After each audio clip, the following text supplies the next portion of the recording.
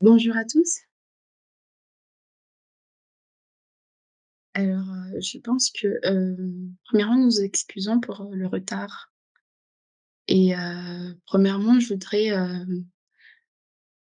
vous adresser, mes salutations à chacun d'entre vous et permettez-moi tout d'abord de vous remercier pour votre présence aujourd'hui.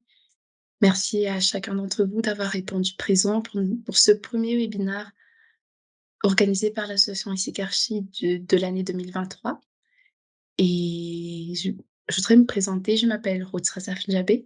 Je suis actuellement la présidente de l'association ICCARCHI et je suis moi-même, étudiante en architecture, détenante, du Bachelor of Architecture and Urbanism de l'ENSA Nantes Mauritius.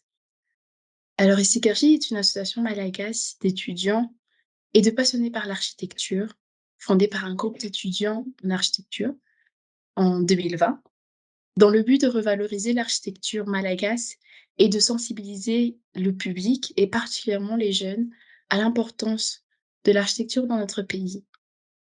Et c'est donc pour moi un grand plaisir, de vous rencontrer ici aujourd'hui et c'est très chaleureusement que j'accueille ici chacun d'entre vous au nom de notre association. Alors ce séminaire en ligne est avant tout, un moment d'échange entre étudiants, passionnés d'architecture, professionnels surtout, porté sur le thème de l'anthropologie de l'espace et l'architecture à Madagascar. Alors maintenant, je voudrais passer la parole, au vice-président qui va, Onza Karasafonjaine Bearvai pour la suite du webinaire. Bonjour à tous. Donc, comme l'a dit Ruth, je m'appelle Hansa Krasafonjaine Bearvai, actuellement vice-président d'ICCARCHI et étudiant en architecture détenant le Bachelor of Architecture and Urbanism.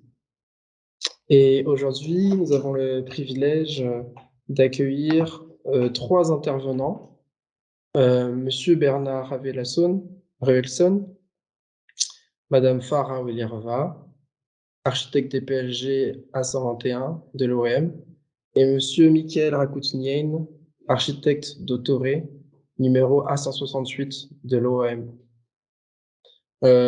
Pour ce webinaire, on vous invite vraiment à prendre part à la discussion et à poser des questions, parce qu'en fait, le webinaire, il a été pensé dans l'esprit d'une table ronde. Donc, pour cela, vous pouvez utiliser l'onglet Conversation qui est au-dessus dans la barre en haut. Et je me chargerai par la suite de transmettre à nos intervenants afin qu'ils puissent y répondre.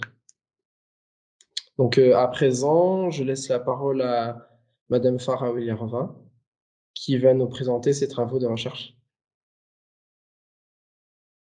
Bonjour à tous. Eh bien, je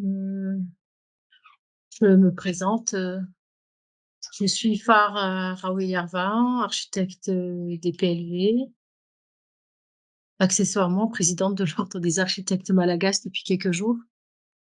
Et je suis fondatrice et architecte et dirigeante du cabinet d'architecture Firme et Architecture. Je suis également la marraine de l'association ICCARCHI qui a été créée voici 3 ans. Et dans le métier d'architecte, eh bien, j'ai 27 ans d'expérience. Alors, je suis architecte depuis 1995 et j'ai présenté comme travaux personnels de fin d'études un village de solidarité. Ce village de solidarité, en fait, c'était pour moi un choix stratégique pour me préparer à exercer mon métier ici à Madagascar. Et pendant j'ai fait beaucoup de recherches pour effectuer ce TPFE, et ces recherches se sont axées surtout sur l'anthropologie, sur l'ethnologie à Madagascar. Et en sachant que notre métier d'architecte, c'est de concevoir des espaces de vie qui répondent à des demandes spécifiques du futur usager, qui prend en compte étroitement l'environnement dans lequel il s'insère. C'est-à-dire que selon chaque pays, selon chaque ethnie, chaque classe sociale, les exigences de l'homme dans le domaine de l'architecture et surtout dans l'organisation spatiale, diffèrent. Donc les recherches que j'avais fait, c'était, surtout sur, sur le comment, le malgache vit. Heu et en fait, ce que j'ai vu, c'est que le malgache est très attaché au culte des ancêtres et il respecte donc les ancêtres dans tous les domaines, des inter il respecte tous les domaines des interdits et des traditions. Les questions que je me suis donc posées quand j'avais fait mon TPFE, c'était, car l'architecture n'est-elle pas dans un sens, un reflet de l'idéologie d'un peuple? Donc, ici on va parler du peuple malagasy et n'est-il pas important dans la conception d'un projet de village qui était donc mon thème de TPFE, de comprendre l'homme et son environnement proche, l'homme et sa manière de voir les choses, l'homme et sa manière de vivre et bien entendu donc comprendre l'ethnologie à Madagascar. Pour cela, je j'avais étudié, la base de la case traditionnelle malagasy et aujourd'hui, j'essaie de faire j'essaie de voir la corrélation qu'il y a entre cette case traditionnelle et la conception, architecturale à Madagascar. Alors, voici le plan de la case traditionnelle, malagasy. Donc, attendez, vous voyez donc la case c'est un rectangle, ouais, c'est un rectangle. L'orientation et l'aménagement intérieur donc correspondent à la tradition astrologique qui s'est perpétuée et qu'on retrouve aujourd'hui encore dans des usages des habitants des hauts plateaux. Nous savons donc que les Malgaches avaient et ont toujours des repères d'ordre cosmologique. Donc, pour les Malgaches, les 4 points, cardinaux qu'on nomme, molaires de la terre, Vajantan, complété par un cinquième, l'endroit où on se trouve soi-même. Donc on a le nord, le sud, l'est, l'ouest, donc les 4 points cardinaux et en fait, nous, au milieu, c'est l'endroit où on se trouve. C'est toujours par rapport à cette orientation générale que les Malgaches se positionnent. Par exemple, quand vous allez à la campagne, les gens, là-bas, ils vont si on leur demande, où se trouve la mairie, ils vont pas vous dire, «Vous allez à droite, à gauche», non, ils vont vous dire: «Ah bah non, vous allez au nord ou à l'est ou à l'ouest ou au sud». Donc c'est pourquoi je dis que c'est par rapport à cette orientation générale que sont indiquées les positions, respectives des lieux, des personnes et des choses. Donc, chez le malgache, chacun est toujours conscient de l'Est. L'énoncé des points cardinaux commence toujours par l'Est, hein, puis, ouest, sud, nord, puis nord, sud-ouest en zigzag et en circulaire. Et en fait, géographiquement, pour les Malagasy, l'importance, des points cardinaux correspond à la partition sociologique de l'île qui donnerait le découpage suivant. De l'est viendraient, nos ancêtres. Donc quand vous voyez donc la case ici, si vous voyez où il est écrit est, c'est écrit côté des ancêtres, parce que les ancêtres, des Malgaches viendraient, de l'est, ce seraient les premiers immigrés.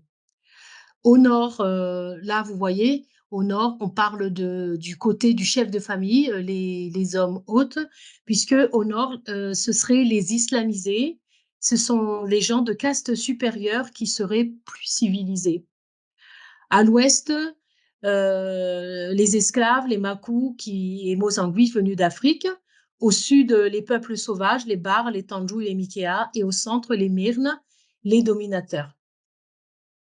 En fait, quand on regarde donc, sur cette case traditionnelle, donc vous pouvez voir donc au nord, c'est le côté du chef de famille, les hommes d'hôtes. Heu, Au sud, eh bien, c'est les dép c'est le sud, c'est les dépenses, et au fur et à mesure que attends, je sais pas, qu'est-ce que je dis là? Excusez-moi. Donc le nord, le nord, c'est la direction honorifique, c'est la place d'honneur où sont invités à s'asseoir les personnages, importants, donc ce sont les hôtes de marque. Donc si vous pouvez voir sur la partie 11, c'est là il y a écrit place d'honneur, donc c'est bien au nord. Et c'était sur le mur nord et le long du pilier que l'on mettait les armes, les saguets, les fusils, les grandes bêches, et on n'attisait jamais le feu vers le nord. L'ouest, c'est la direction neutre, profane. On y disposait le long du mur le lit de la parturiente, par opposition, à l'emplacement, des morts. C'est aussi le côté des esclaves qui ne devaient en aucun cas s'asseoir ou se coucher au nord. Au sud, c'est le lieu des âmes. C'est de ce côté qu'on mettait le silo à riz. Sur le poteau sud était attaché le veau. On rangeait le mortier et le pilon à riz. Et au coin sud-est, là, vous voyez, donc au numéro 4, on mettait, donc, c'était le poulailler et c'était aussi la direction impure et maléfique. La poutre faîtière, donc, qui faisait nord-sud, était soutenue par 3 piliers.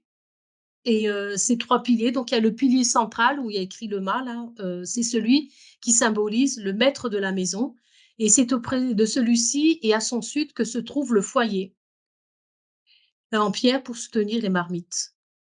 Au coin nord-ouest, honneur et sainteté, c'était le coin le plus sacré. Et d'ailleurs, aujourd'hui, dans le coin nord-ouest, quand on met la première pierre d'une maison, on le met toujours dans ce coin nord-est, hein, là où il y a écrit coin de prière à la Hamadi, parce que, eh bien, c'était là le coin des prières, c'est là qu'on met les objets de valeur, et c'est là qu'on mettait les objets sacrés. En fait, si je fais la corrélation entre la case traditionnelle et la façon dont on implante les maisons aujourd'hui dans la conception architecturale, en fait, tout ça, c'est une logique climatique. Si vous voyez là, nous avons donc la trajectoire du soleil. Celle qui est en orange, c'est la trajection du soleil en plein été. Donc le soleil se lève plein est et se couche plein ouest. Et pendant l'hiver, il se lève plus vers le nord-est, et il se couche plus vers le sud-ouest. Ce qui fait que les murs de la partie en rouge, ce sont des murs qui sont toujours ensoleillés. Et c'est pourquoi dans notre conception, dans la conception architecturale, dans ma conception architecturale, je mets généralement toujours les pièces principales sur ce côté nord, ce côté nord-ouest, parce que c'est le côté qui est la partie la plus chaude, qui est aussi protégée des pluies et du vent dominant qui vient de l'est et du sud-est, et les pluies des façades est et des façades sud. Et si vous pouvez bien regarder, donc j'ai mis des couleurs. Les couleurs en rouge correspondent à la chaleur qui est à la chaleur qui est retransmise par les murs et par les murs du côté nord et du côté ouest, alors que sur les murs qui sont en bleu, c'est les vents dominants, sont les vents froids qui amènent la fraîcheur dans la case.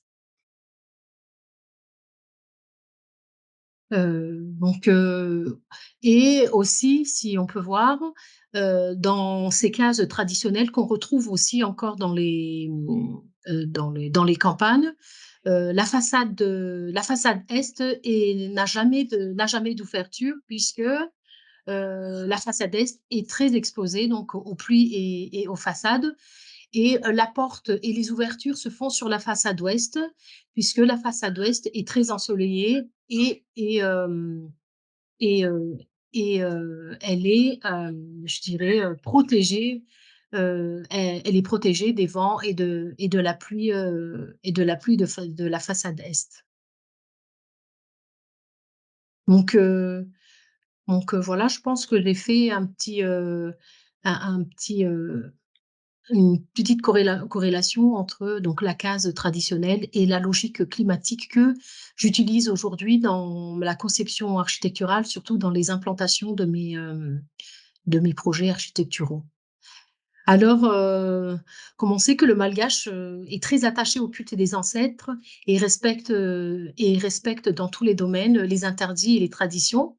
Donc, comme vous avez vu, comme je vous ai expliqué, la case traditionnelle est implantée selon un axe nord-sud qui tourne dos aux alizés qui apportent la pluie du sud-est. Et les ouvertures se font toujours sur la façade ouest. Et si on analyse, cette orientation coïncide avec la meilleure orientation géographique, reposant en fait sur une logique climatique.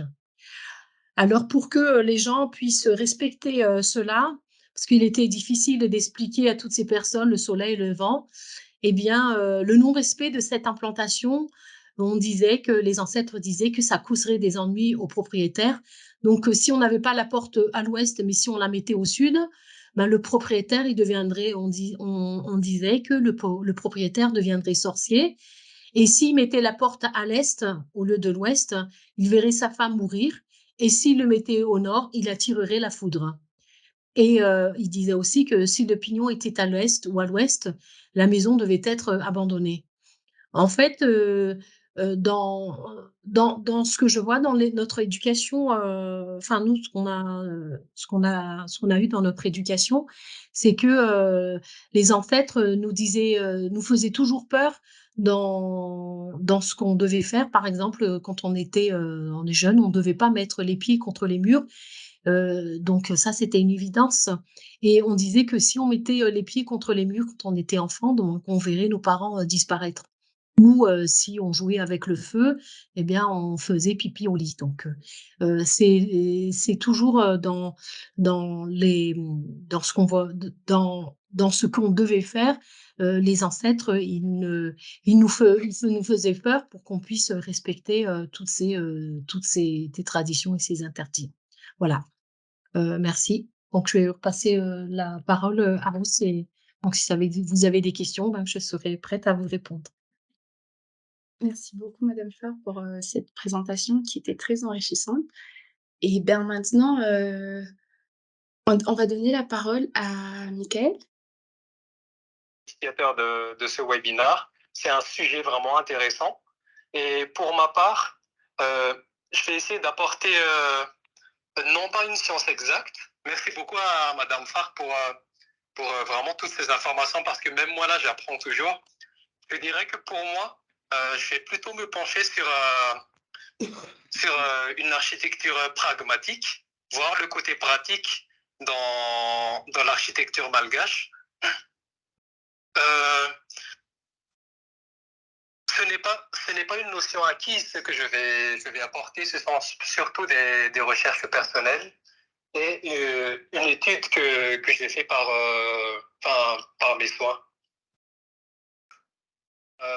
Bon, désolé, j'ai oublié de me présenter. Michaël Rakotinian, diplômé de Polytechnico de Milan, récemment inscrit à l'ordre sous le numéro A168. Et je suis un très grand passionné des Changas. Du coup, j'apprécie beaucoup le sujet. Sujet assez délicat parce qu'on a, Madame Farr a émis pas mal de notions qui sont vraiment à appliquer au niveau du Changas. Vous allez voir au fur et à mesure de ma présentation que moi, ce sera plutôt comment innover, comment revisiter ce Changas tout en analysant nos habitudes actuelles, la technologie qu'on a en ce moment entre les mains. Alors, je vais d'abord commencer par parler d'espace et de forme. C'est deux choses qui qui sont très liés.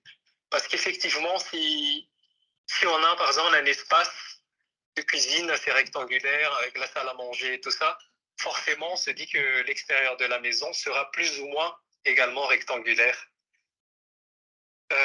L'espace est également défini par sa composition, les différentes fonctions qu'on peut y trouver. Et ces différentes fonctions sont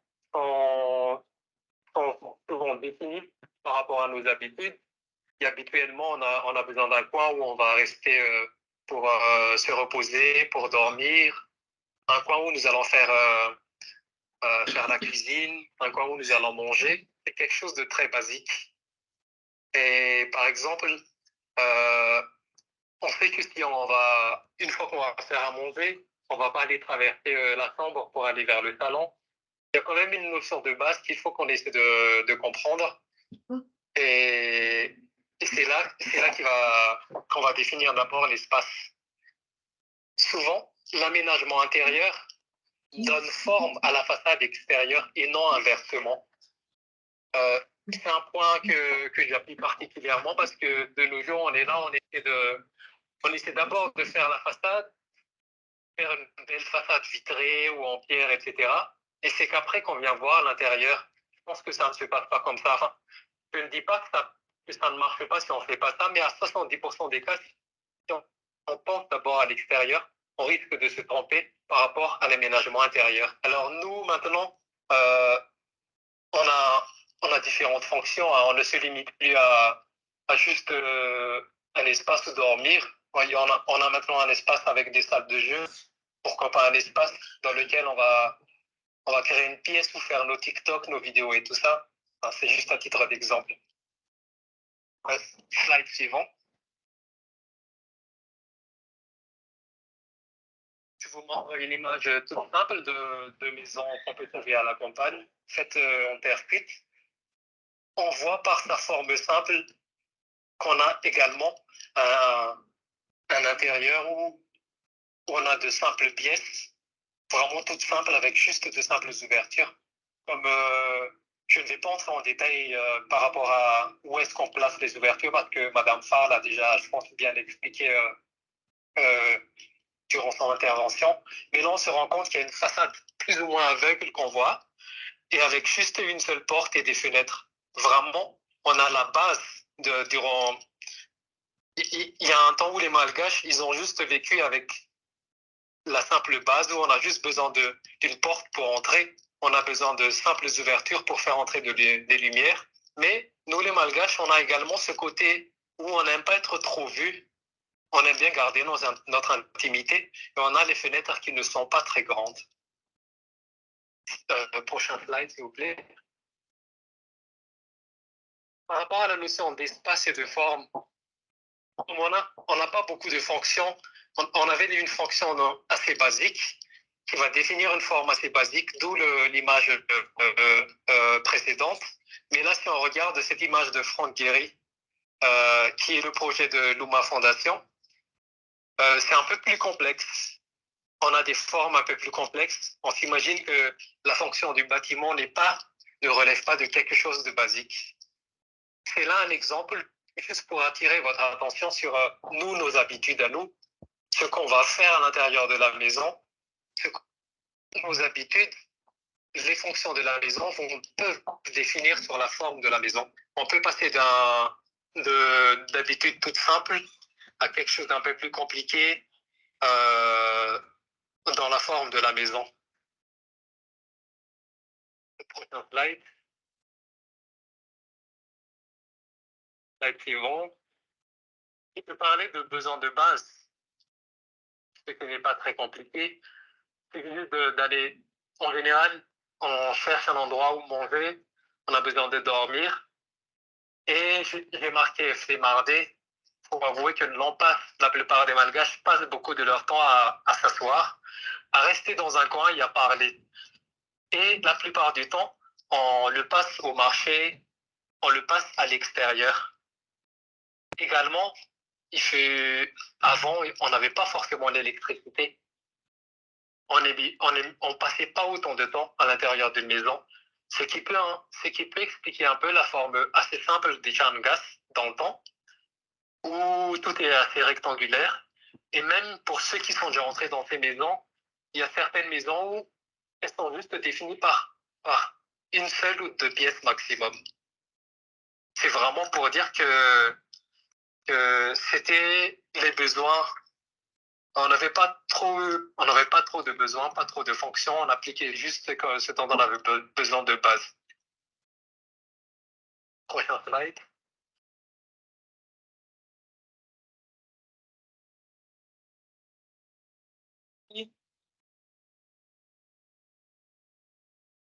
Ici, sur la suite du sol, c'est le nord. On a vu le nord tout en haut. Du coup, notre maison est orientée nord-sud. On a certaines ouvertures à l'est et à l'ouest. Un peu moins d'ouverture du côté est, d'après tout ce que Madame Farr a expliqué déjà par rapport au vent, à l'ensoleillement et tout ça. Il n'y a pas beaucoup de fonctions non plus dans le rez-de-chaussée. C'est juste un plan typique que moi j'ai expérimenté avec tout ce dont on a besoin dans une maison, sans trop d'extravagance, sans rien de trop spécial, disons. Prochain slide. Et nous, les Malgaches, on aime bien apprendre. On applique ce dont on a appris. On a appris à utiliser la terre cuite avec le peu de ressources qu'on a. On a établi les 4 murs et le toit. Maintenant, avec l'arrivée de Jean Laborde et d'autres institutions, avec également ce que les rois nous ont apporté, on a eu pas mal d'éducation et on a commencé à changer un peu la forme des Changas. On a commencé à utiliser le bois, beaucoup de bois. On a commencé à utiliser la pierre qui au début était fade. Et tout cela, de par notre éducation, a donné une forme aux maisons traditionnelles maintenant. Le type de climat joue beaucoup. On est passé à une maison avec des ouvertures très minimalistes, je dirais. On a commencé à mettre les balcons qui vont servir de protection à la maison. On a commencé à mettre plus d'espace à vivre à l'intérieur de la maison. Et tout cela a contribué à redynamiser la forme des Changas. Slide suivant, s'il vous plaît. Ici, on voit un ensemble de maisons traditionnelles. On voit déjà ici l'évolution par rapport à la forme précédente. Ça devient un peu plus complexe, avec l'utilisation de plus de matériaux, avec surtout l'utilisation de balcons. Il y a ce côté les balcons peuvent refroidir un peu la façade et les pièces qui se trouvent derrière. Et chez les Malgaches, on aime bien également sortir du haut de nos balcons, de voir un peu, enfin excusez-moi du terme, de voir un peu de haut tout le monde. Ça nous apporte également ce sentiment de sécurité. Et ces notions-là ont contribué à donner une forme aux maisons traditionnelles malgaches. Slide suivant. J'aimerais ici apporter un peu plus d'innovation. On a nos besoins de base, on a l'utilisation des matériaux, ce qui ne nous empêche pas de nos jours maintenant de créer quelque chose de différent. Garder toujours ce notion de balcon. Et nous qui aimons être un peu dans l'intimité, on peut faire un balcon plus ou moins fermé. Sur l'image, au R+1, on voit des lattes de bois. Tout cet angle de vue, on a l'impression que tout est fermé, mais quand on se mettra de face à la maison, on verra à travers ces lattes de bois et on verra le balcon intérieur de cette maison. Là, c'est une idée justement pour apporter une petite évolution à la maison traditionnelle, tout en ne dénaturant pas ce qu'il y a déjà, mais juste en utilisant les mêmes principes, mais de manière différente. Un slide. Une chose très importante, parce que, comme je disais, nous les Malgaches, on aime bien apprendre, on aime bien découvrir. On est passé, si on prend l'exemple du roof, on est passé par l'utilisation du bois. On revoit ici sur le roof les différentes le balcon qui s'étend sur presque tout le périmètre du bâtiment. Ça, au niveau climat, ça marche. Au niveau, au niveau climat, pardon, ça marche. Après le bois, on a brûlé le roof, on a plutôt évolué avec ce qu'on aborde à apporter. On a commencé à utiliser de la pierre. Excusez-moi, sur l'image, c'est une maquette en bois, mais on sait que maintenant, le roof est fait de pierre. Et ce qui s'est passé, c'est que le roof a été brûlé. Nous aussi, on a notre petit côté pyromane, les malgaches, parce que c'est souvent, à travers notre histoire, on voit qu'on a brûlé pas mal de choses. Il y a eu pas mal de monuments qui sont passés par le feu. Quand le roof va brûler, pourquoi maintenant ne pas penser à quelque chose de plus innovant par l'utilisation de matériaux actuels? Ici, on voit sur la droite l'image d'un château qui a été détruit, mais une partie a été rénovée en utilisant du verre. Ce slide, c'est vraiment pour montrer que on a toujours suivi une certaine évolution. Je pense qu'il n'est pas trop tard aujourd'hui pour appliquer les matériaux qu'on retrouve aujourd'hui. Je ne dirais peut-être pas de l'alu-coton, mais quelque chose de plus noble. À l'époque, c'était le bois. À un moment donné, c'était la bière. De nos jours, je ne sais pas ça peut être quoi. Je aurais dit le verre, mais je pense que le verre, à un moment, va être également dépassé. Prochain slide.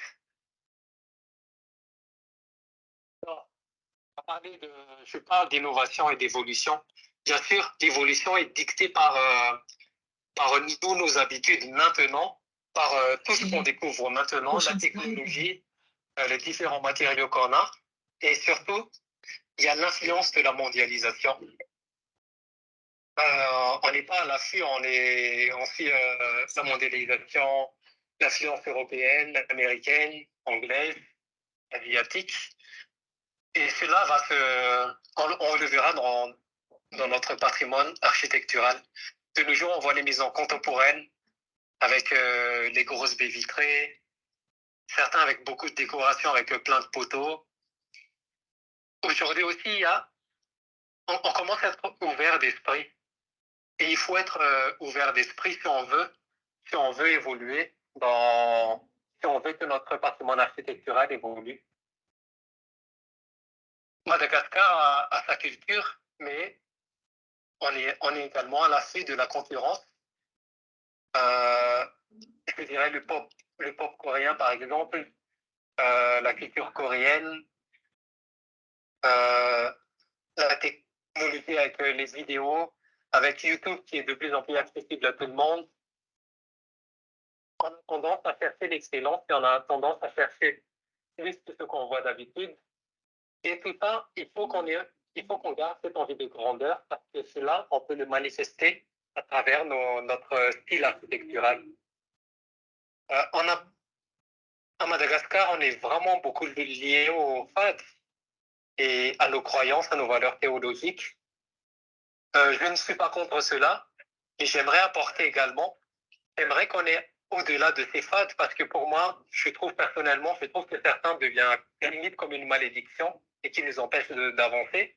Mais on peut prendre certains fads, on peut prendre certaines croyances et on peut maintenir cette identité culturelle tout en utilisant la technologie qu'on a actuellement. Prochain slide, s'il vous plaît. Je vous montre aussi une image de Tramgad, mais qui est un peu en version hybride, je dirais, par l'utilisation du verre. Certes, il y a certaines façades de la maison où on ne devrait pas mettre trop d'ouverture parce que le soleil va taper. On va respecter ça. Ici, par exemple, le verre, il est placé au niveau sud, là où il y aura le moins de soleil possible. Du coup, on est propice à utiliser une grosse baie vitrée. Et nous, on a tendance à avoir un espace fermé à l'intérieur. On a une cuisine séparée, le salon séparé, la chambre séparée. Je pense qu'on peut innover. On peut commencer à faire des cuisines ouvertes tout en doublant la cuisine avec une cuisine extérieure parce qu'on a souvent des panins et des pièces qui passent plus le plus clair de leur temps dehors et d'où ils peuvent faire la cuisine à l'extérieur. On peut avoir les salons à double hauteur, avec une très grande hauteur pour un plus grand espace de vie. Tout, maintenant que c'est possible,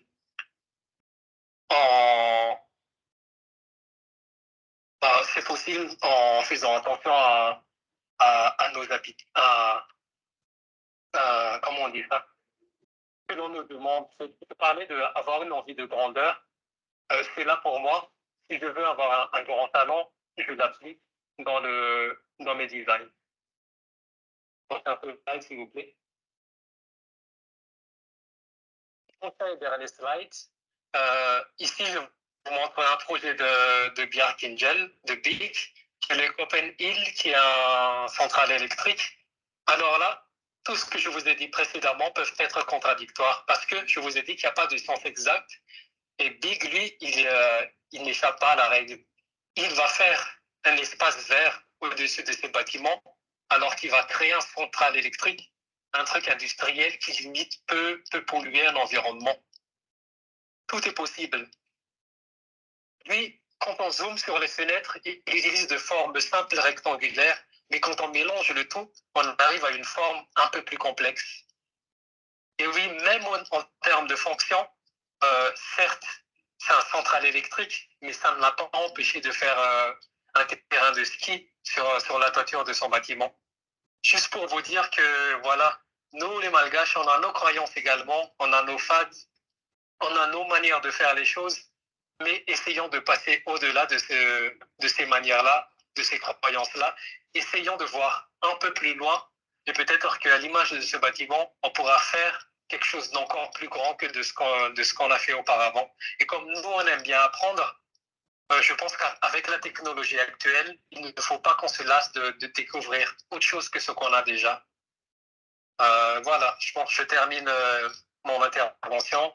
Merci à vous tous. Et si vous avez des questions, je suis ouvert pour les questions après. Merci beaucoup, Michael. Excusez-moi. Merci beaucoup, Michael, pour ton intervention. Et maintenant, on va passer à Monsieur Bernard, un anthropologue malgache qui va nous parler de ses travaux de recherche. Bonjour tout le monde. Alors, je suis un anthropologue et j'ai travaillé beaucoup à Madagascar sur les domaines anthropologiques. Et actuellement, je vais apporter ma contribution dans votre présentation d'aujourd'hui sur l'anthropologie et sur l'anthropologie de l'espace et architecture à Madagascar. Oui, c'est l'anthropologie. L'anthropologie, c'est composé de mots composés. Anthropos, c'est-à-dire l'homme, et le cos, science des sciences ou éthique, c'est-à-dire anthropologie, c'est sciences humaines étudiant l'homme. Donc, l'homme qui est par-delà au-delà des pratiques culturelles, par-delà des représentations du profane et du sacré. Homme, quel est ton président par-delà de la couleur de ta peau, par-delà ton regard sur le monde et sur tes semblables. Ces différents questionnements ont toujours interpellé l'anthropologie. Donc, ces différentes démarches. Oui, vous comprenez? Oui, Oui, oui, oui. Et oui, la religion et la croyance malgache. Autrement dit, la religion est la manifestation première de notre humanité, car elle s'inscrit dans cette démarche de quête de signification et de sens. C'est un expert anthropologique, Edouard Evan, et son esprit. Oui, vous comprenez? Oui. Slide suivante. Les religions traditionnelles. Nous, les Malagasy, nous avons hérité des différentes religions traditionnelles. Nous avons fondé notre religion par le syncrétisme de ces religions, c'est-à-dire les religions traditionnelles, les anciennes religions du monde. Voilà, d'abord le totémisme, c'est-à-dire les forces de des bétails là, comme les bœufs, les singes, les lions, les tigres, comme, les scouts a dit, c'est les scouts a fait, il y a des forces de bétail comme ça. Il y a aussi le bouddhisme, c'est-à-dire le Bouddha qui est comme saint dans la religion pour le bouddhisme. L'hindouisme, c'est Krishna, le Krishna qui détermine la réincarnation de l'individu. Et que, enfin, la religion égale, c'est-à-dire la culte des ancêtres. Oui, il y a aussi la religion, le judaïsme. On peut trouver le judaïsme dans l'Ancien Testament à l'époque d'Isaac, Abraham et Moïse, basé sur les offrandes. Et le christianisme, après, c'est dans le Nouveau Testament qu'on a marqué par la naissance du Christ. Et l'islamisme, en fait, c'est l'ère du prophète Imam. Donc, les Malgaches ont hérité de ces religions-là. En fait, ce sont la religion traditionnelle malgache. La culte du Seigneur qui est le créateur, c'est-à-dire c'est Dieu qui nous a créés en malgache, Nari, Kanana, Amatung. Et composé aussi de la culte des ancêtres, croyances et respect des valeurs présentées par la réalisation des rites, par exemple l'exhumation. Et puis, le deuxième point, c'est la religion sacrée, et par la loi éternelle de la réincarnation et des cycles de vie et de la mort. Il y a de grandes types de cultures bien distinctes dans le monde, dans les plages suivantes. Oui, il y a la culture non contact et la culture à contact. La culture non contact, c'est la culture vieille d'Occident. Et la culture à contact, c'est la culture de l'oriental, c'est-à-dire en Afrique, en Asie, en Chine, qui marque la grande famille, la composition des grandes familles. Dans une grande famille comme ça, donc les contacts, c'est les gens peuvent se contacter facilement, mais les non-contacts, c'est comme la France ou d'autres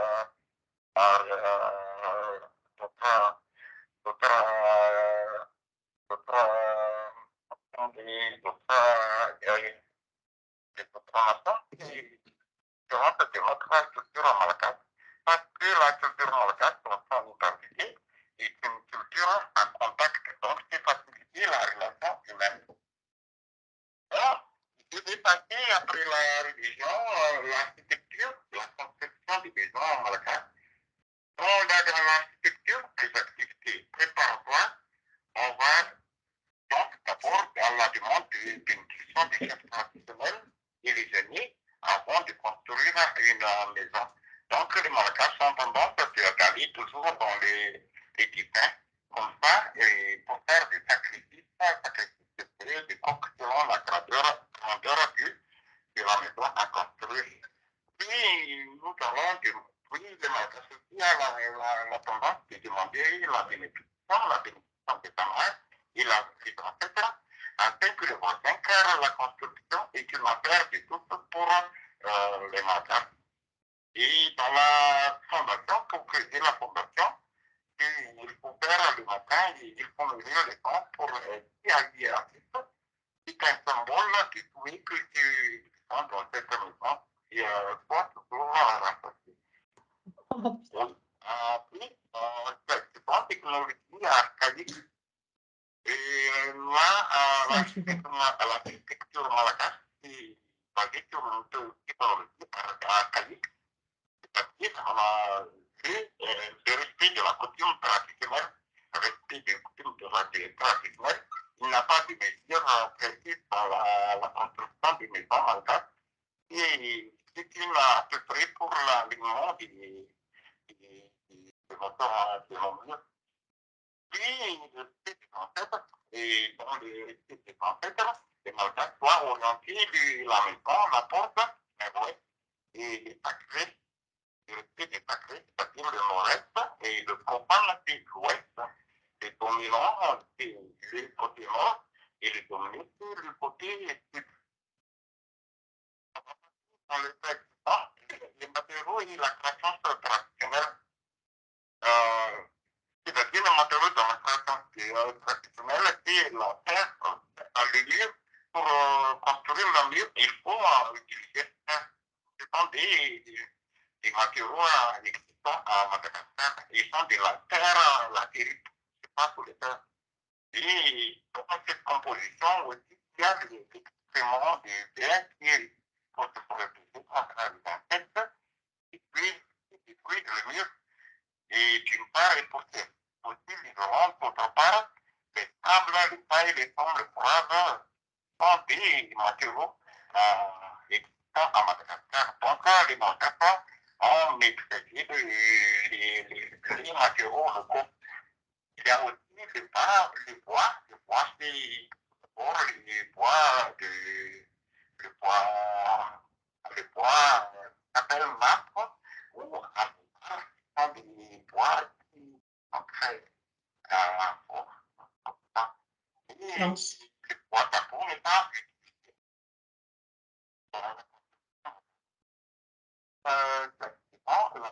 la toiture et le son laboral Slide. sont utilisés dans les toitures. Et la clôture en terre, c'est une formation de blocs de terre pour patinage par les pieds et les hommes avant de l'avancer sur la clôture. Et la finalisation, c'est avant de monter la clôture, ils sont montés dans le drapeau au sommet pour attirer les astronomes de pouvoir et la bénédiction des ancêtres. On passe à l'organisation spatiale traditionnelle malgache. Dans l'organisation spatiale traditionnelle malgache, les Malgaches respectent tous les 4 points cardinaux. Les 4 points cardinaux, c'est en est aussi la marque et des groupes très sacrés en malgache.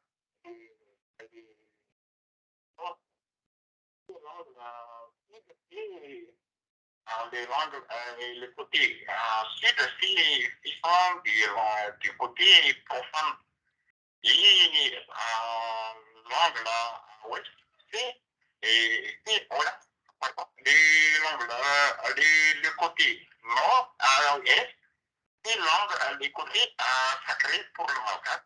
Et les sud, c'est le côté dominé. Le nord, au contraire, c'est le dominant. Et l'ouest, c'est le profane. C'est ça, en général, l'organisation spatiale à Madagascar. On passe les slides suivants, l'orientation des maisons traditionnelles et les gestions. Le Madagascar accorde une grande importance aux 4 points cardinaux. Les directions ont chacune leur propre symbole. C'est le soleil qui correspond à la direction de la vie du quotidien, l'est et le soleil où le soleil se lève, où l'on prie les ancêtres. Et la direction sacrée, le nord et la direction honorifique, alors que le sud est la direction maléfique.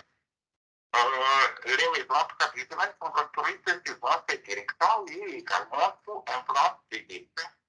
Quel que soit son matériau de construction, la maison a une forme rectangulaire. Les 4 points représentant les destins majeurs, les angles de l'univers, c'est-à-dire les nord-est, c'est l'angle sacré, et sud-est, c'est l'angle que je viens de dire, le constant. Je vais passer à l'organisation spatiale traditionnelle. Voilà, la masse, c'est les à Madagascar. Tous mois de l'année, au point nord-est, au point nord-ouest, c'est la construction de la quantité et du pouvoir qui est réservée aux grands-parents, parents et aux aïeux. Et à tort et à tous, c'est le côté l'est, la direction de la prière aux ancêtres, aux puissances intermédiaires et à Dieu. Partie de la maison considérée comme excellente parce que Dieu du côté que passe le soleil. Et l'angle sud-est, c'est-à-dire à la Carabe et à la côte, c'est dans cette partie que se trouve l'unique porte de la maison parce que ce côté, le soleil diminue et qu'il faut jeter tout de ses frontons le peu plus servir. C'est la direction du profane et du humble. Et à la côte qui se trouve au foyer, à l'ouest du foyer, on y installe une femme en colis. L'organisation sociale professionnelle, là, le coin noir représente le destin de l'immortalité. C'est là que se trouve la fenêtre. On ne peut entrer ni sortir par la fenêtre. Et on flash des femmes en temps ordinaire, en cas de deuil, qui sont normales, que l'on convoie, que commence à voir les parties. Et la loi qui sont suspendues les sacs à terre, c'est-à-dire le type des petites choses des enfants ou des lots de loi. Et l'aménagement à l'intérieur correspond au rythme quotidien des habitants. Les choses sont en indication avec les rythmes cosmiques, l'ameublement et le texte répond bien à des impératifs astrologiques. Et l'ensemble est toujours construite pour être orienté vers l'ouest. On passe les traits du voir, l'anthropologie de l'espace et l'architecture madagascar mettent en relief l'importance de la croyance traditionnelle sur la construction et l'astrologie et le destin à partir de la valeur des 4 points cardinaux. Merci beaucoup de m'avoir écouté. Merci, Monsieur Bernard, pour votre intervention. Ça a vraiment été enrichissant ce que vous avez dit. On a pu en apprendre un peu plus sur l'architecture malagasy et l'anthropologie de l'espace. Maintenant, on va passer aux questions-réponses. Alors, il y a, il y a Madame Philadelphia Rakout-Malal qui a posé une question qui est pour l'utilisation des œufs dans la construction des murs, est-ce qu'on utilisait la coquille ou le contenu ou bien les deux? Quelle raison scientifique? Alors, pour répondre à la question, on utilise aussi on utilise l'œuf entier, Et pas la coquille. et pas la coquille. L'œuf entier? L'œuf? Sans la coquille.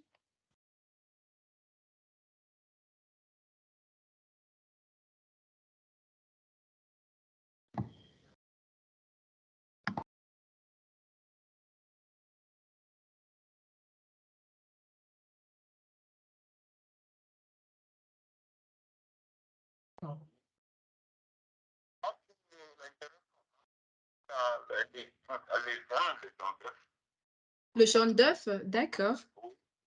Est-ce qu'il y a une raison scientifique?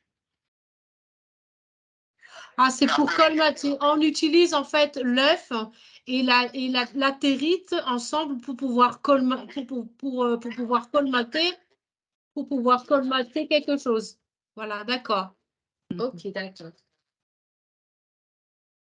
Ok, c'est utilisé pour la colle. Ok, d'accord. J'espère qu'on a pu répondre à votre question. Désolé pour le problème technique. Est-ce qu'il y a d'autres questions? C'est super intéressant, hein, tout ce qu'on a appris par rapport aux fades. Mais je lis pas mal de trucs. La plupart dans la croyance, c'est plutôt des trucs tabous, fades, des trucs profanes, des trucs limite un peu, comme je disais, un peu malédiction. Est-ce que nous, dans notre croyance, on a quelque chose qui apporte plutôt bénédiction? Je cite par exemple que si je ne sais pas si on met un meuble dans un coin de la maison, on gagnera un peu plus d'argent dans le mois. Enfin, quelque chose qu'est-ce qu'on a qui fait que ça soit plutôt une bénédiction? Est-ce qu'on a une manière de placer est-ce que ça existe un matériau utilisé qui amènerait plutôt beaucoup d'abondance à la maison ou qui fait que la femme sera plus fertile? Est-ce qu'on a ce genre de bénédiction plutôt dans nos croyances par rapport à l'architecture? Je pose la question à Madame Faria, à Monsieur Bernard, ou à toute autre personne. Là.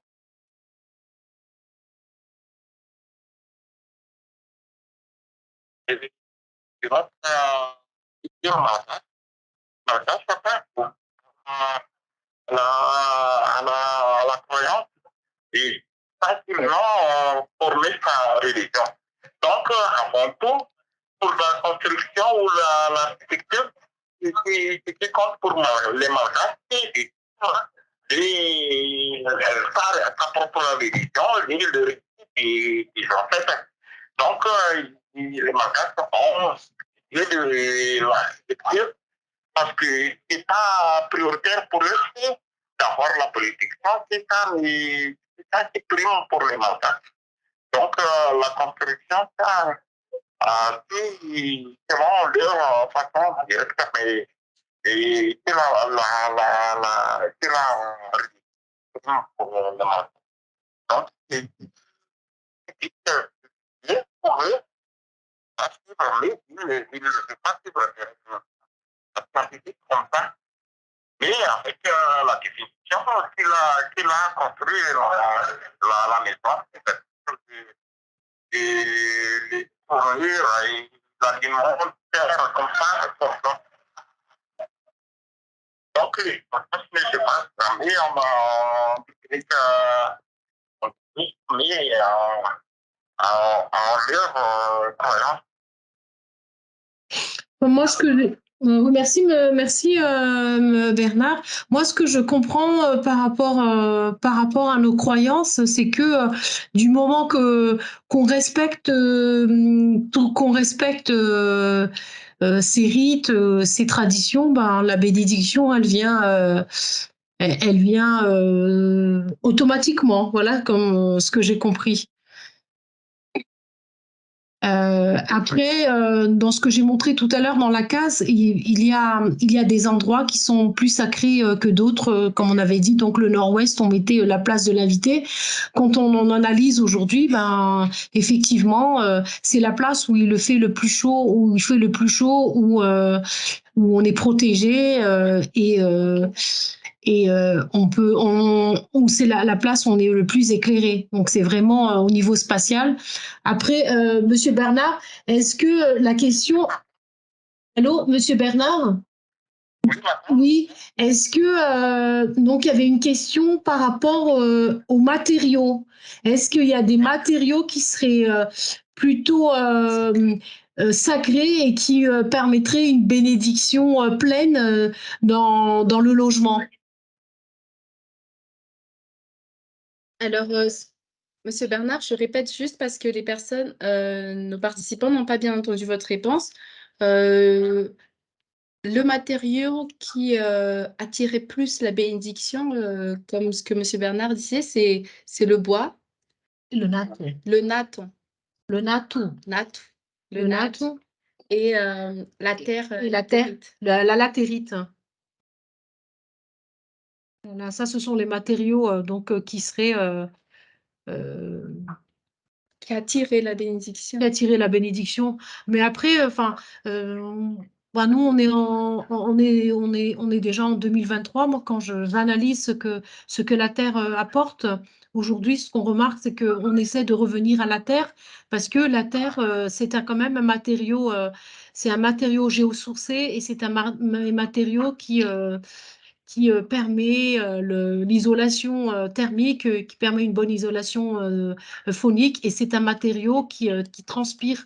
C'est un matériau, quand on fait des murs en terre, ben on a un mur qui transpire, qui respire, qui laisse passer l'air. Alors, Voilà. ce que Bernard disait, c'est que toujours dans les rites qu'on fait pour attirer la bénédiction, c'est d'ajouter du miel et du lait sur justement les... Dans le nord-est, dans le coin nord-est nord-est. de la Casse, qui est le coin sacré. Ah, je n'ai pas très bien compris, Monsieur Bernard. C'est-à-dire qu'on brûle le feu pour les attirer ou pour les chasser? Alors, je répète encore une fois ce que Monsieur Bernard ajoute. Non, ce que Monsieur Bernard a ajouté, c'est que l'une des choses aussi qui attire la bénédiction, c'est d'allumer le feu dans la maison. Ça attire l'esprit de nos ancêtres et ça marque le fait il y a, il y a une vie dans cette maison. Est-ce qu'on a encore des questions? Est-ce qu'il y a encore des questions? Bien sûr, vous pouvez prendre la parole avec le micro si jamais Si vous avez des questions. pas nécessairement vraiment dans l'onglet, conversation ou si vous avez un commentaire, quelque chose à rajouter? D'accord. Ce que monsieur Bernard nous dit, là, c'est que, si jamais vous avez des questions, pas forcément à l'instant, mais que prochainement ou, vis-à-vis d'un travail ou, des travaux de recherche, il est disposé à répondre à vos questions. N'hésitez pas à nous contacter sur nos réseaux sociaux et on va se charger de transmettre, les questions ou les requêtes à monsieur Bernard pour pouvoir, vous répondre. Bon, moi, je pense qu'on a eu des interventions intéressantes aujourd'hui. Au niveau de l'anthropologie, il y a beaucoup de choses que même moi, j'ai appris.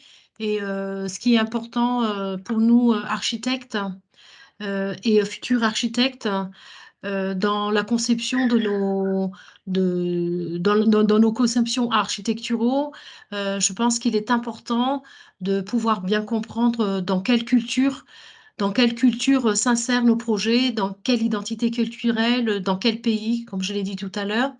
Et, euh, et notamment donc ici, donc à Madagascar, ce serait bien de pouvoir prendre en compte cette étude anthropologique qui va nous permettre de proposer à nos clients des espaces de vie qui respectent l'environnement des usagers et qui respectent tout ce qui est logique aussi climatique, puisqu'on a vu tout à l'heure que la case traditionnelle reflétait vraiment une logique climatique. Et bon, après, si vous avez, comme il a dit Monsieur Bernard, si vous avez encore des questions concernant l'anthropologie malagasy, ben, il est prêt à répondre à toutes les questions, pas forcément aujourd'hui, mais plus tard. Donc, je remercie Ruth et Anzac d'avoir organisé ce webinaire. Et, euh, et je pense que ce petit webinaire vous a permis d'avoir un aperçu de notre identité culturelle qui aujourd'hui est plutôt laissée de côté, alors qu'il doit faire partie, il fait partie de notre histoire, donc il devrait faire partie de nos, de nos créations architecturales. Donc voilà, donc merci Ruth et merci Anzaka pour cette organisation-là. Eh bien, pour une première organisation pour 2023, je pense que c'était bien et je vous encourage à continuer d'organiser ce genre de webinaire qui va permettre à certaines personnes d'avoir une idée de, de ce que c'est que l'architecture malgache, notre identité culturelle, qui est en fait pour vous votre moteur de votre moteur de communication pour Ici Karchi, dans Ici Karchi. Donc, merci. Peut-être le mot de la fin, c'est, on voudrait adresser nos sincères remerciements à nos intervenants. Malgré quelques petits problèmes techniques et imprévus, vous avez quand même, chacun et chacune tenu à faire vos présentations parce qu'on voit que le besoin de partager est dans chacun d'entre vous et donc merci infiniment. Merci à madame Fa, Ravilarva. Merci aussi à Mickaël, monsieur Mickaël qui est avec nous sur WhatsApp et merci pour, ton intervention et merci à monsieur Bernard qui est très, très loin de nous, mais qui a tenu également à partager, ses savoirs et ses connaissances et en nous espérant que ce webinaire vous a plu et que j'espère que beaucoup d'entre nous, on a appris des choses aujourd'hui et que cela vous aidera dans vos études, dans vos recherches, si vous allez concevoir une maison prochainement, donc voilà. Voilà. Bien. Merci beaucoup. Merci à tous et je répète, si vous avez encore des questions ou si vous avez des requêtes, n'hésitez pas à nous envoyer un message sur nos réseaux sociaux, Facebook et Instagram, au nom du Sikarchi. Et donc voilà.